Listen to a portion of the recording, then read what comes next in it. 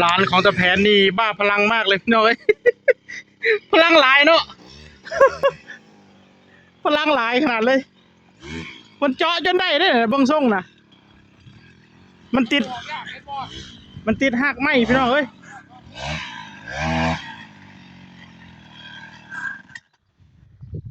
ดึงหัก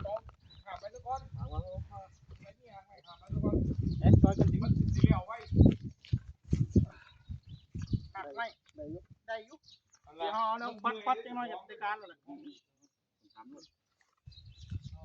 โอ้เจาะจนได้เลยหักไหมก็ได้ พลังหลายขนาดเลย เห็นหางใหม่แต่ทีแรกว่าบ่ได้แล้วตัวนี้ต้องแสลงแหละ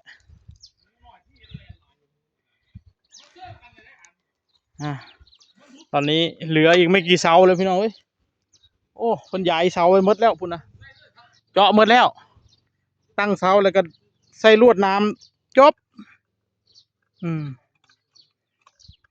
โอ้พลังหลาย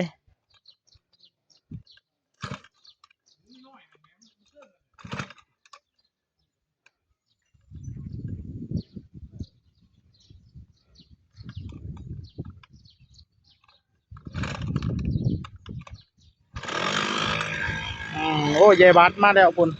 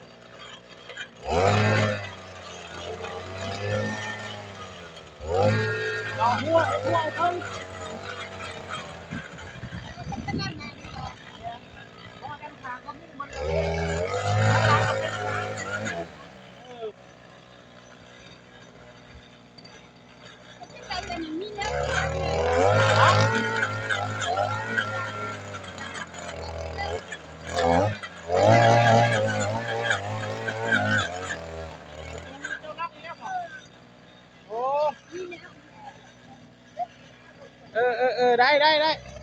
เดี๋ยวให้พ่นอันนี้ก่อนเนอะเพราะว่าเดี๋ยวเอาเชียวรถออกนะเชียวเอารถออกภาพเดี๋ยวไปเบิ้งให้เด้อแป๊บนึงจังหน่อยเดี๋ยว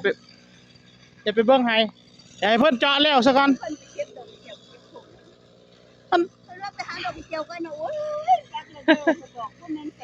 เออ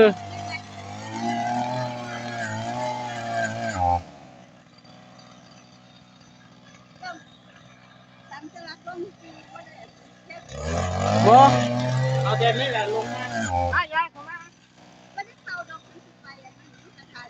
โอเคจังหน่อยเด้อ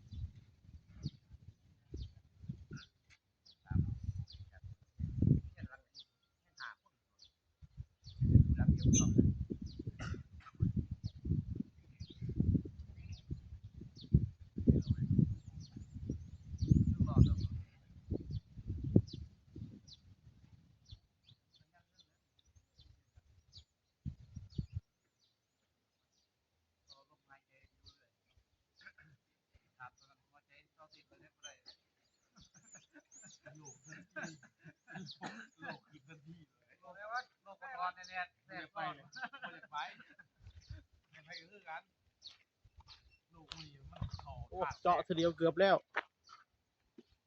พักซะก่อนอยู่คมซะก่อนห้อนขนาดเลยมื้อนี้ มันบ่มีแนว